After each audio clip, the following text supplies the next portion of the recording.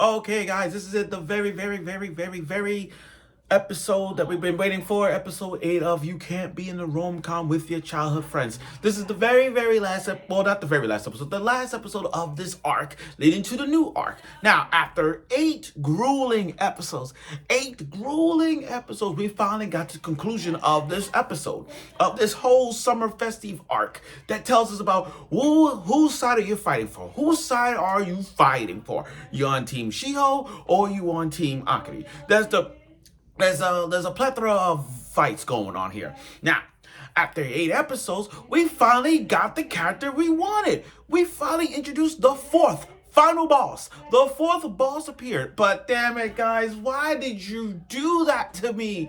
Why the hell did you just answer my question, writers. Why the hell did you give this fourth girl not a lot of talk?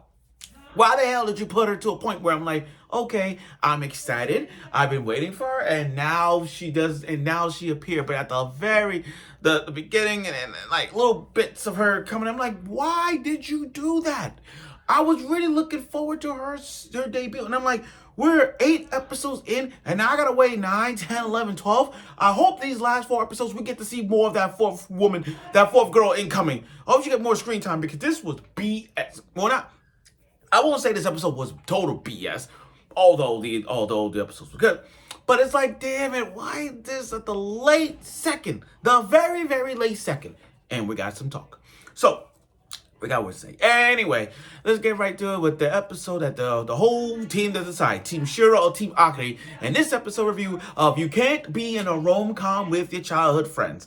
Okay, now this is the question we ask ourselves. Are you Team Shio or are you Team Akari? In this episode, we have got it.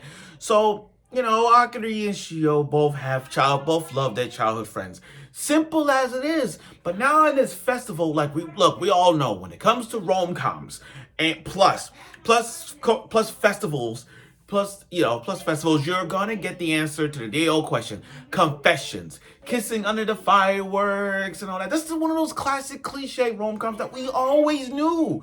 We always know what this is gonna happen. Confessions, kissing, that. But now we have 2 childhood friends who you gotta decide who you want, Shio and Akari.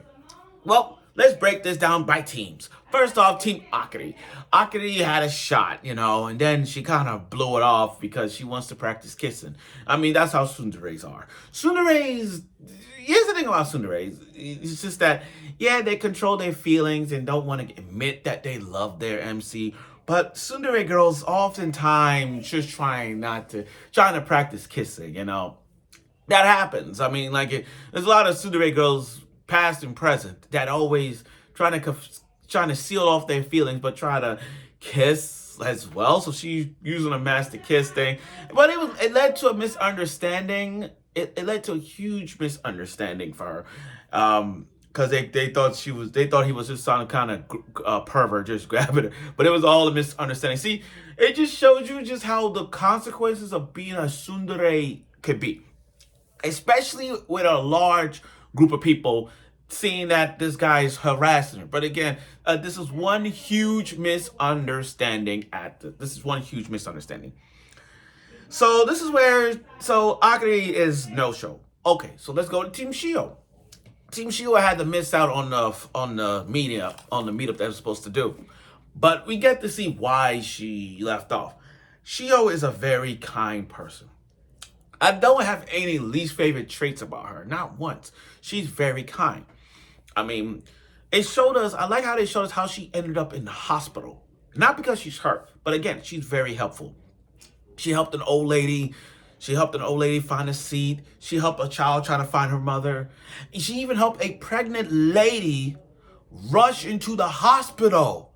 Like literally rush into the hospital. So and then it's like good things. There's like this good karma and this bad karma. The good karma is, yes, she helped others get to, help nice people at the festival. That's great. And take a mother to the hospital. I mean, take this mother to the hospital. But then she got hurt.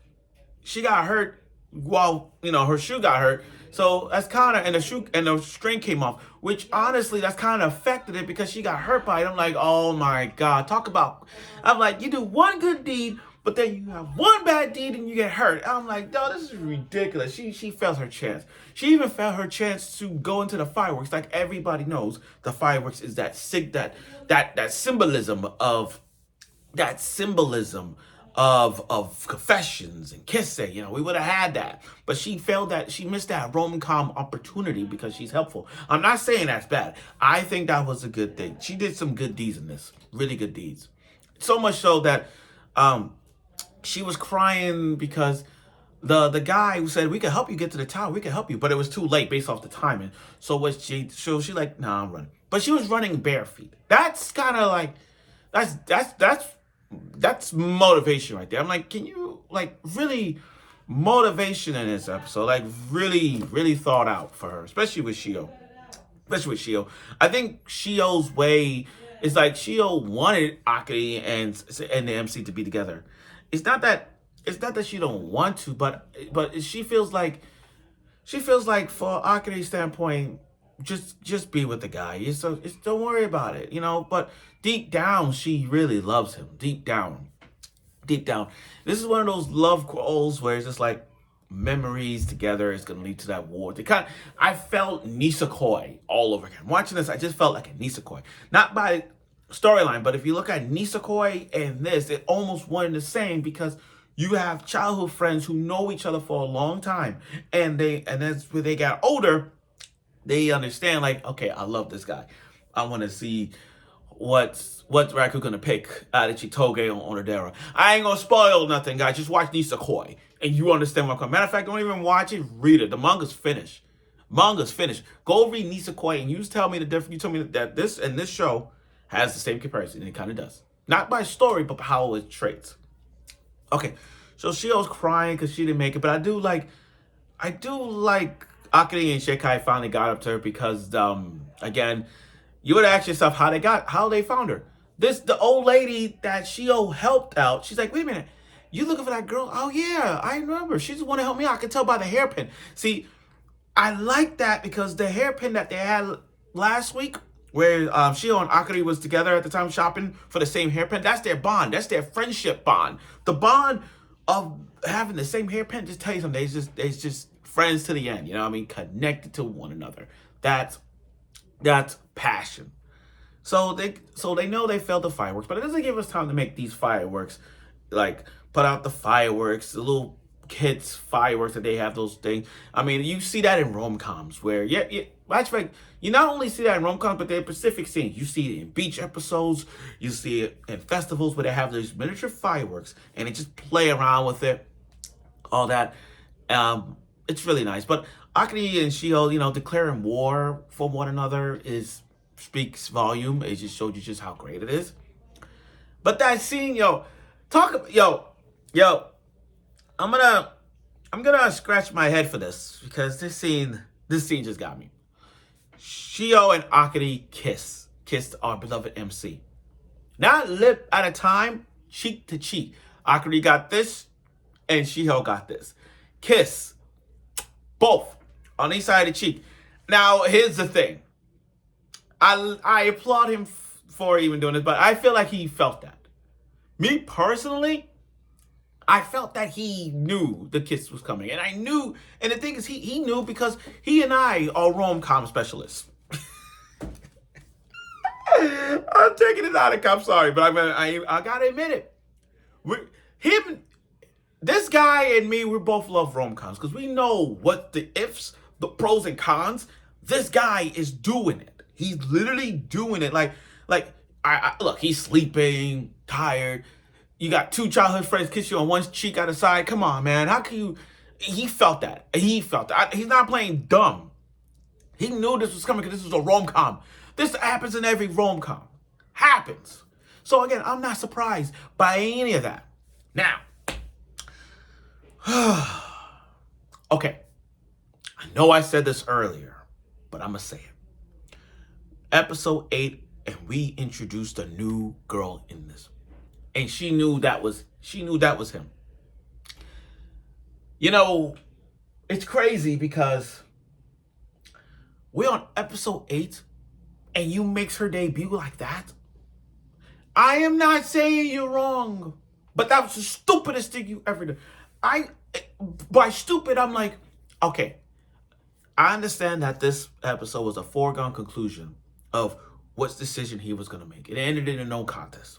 He didn't pick Team Akari. He didn't pick Team Shio. He picked Team Akari Shio. Okay, fair enough.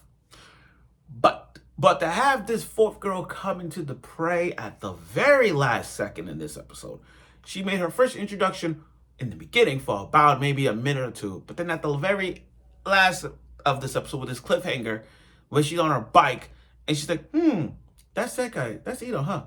I'm like, wow. All I know is that this episode was not only a foregone conclusion, which was good, by the way, which was a pretty good decision making, having Shio and Akari kiss the MC in the cheek. But they introduced the fourth girl, bad timing, especially this episode timing. Oh, you could have debuted. She should have debuted like maybe, I don't know, but they've been taking a long time for this fourth girl, the final boss, to make appear. And another childhood friend nonetheless, and she's dark skinned, hotter than Nagatoro. Yes, I said it. She's hotter than Nagatoro. But I digress from my point. So I look forward for next week's episode in this dramatic summer now of this rom-com. Now that this summer festival is gone, this arc is gone. We went from a beach to a summer festival. Now we're going to get to that cultural festival arc, and it's going to be in fall. So when we get into that cultural festival arc, we know things are going to be bopping on the road and all that jazz. We're going to see. So stay tuned for next week.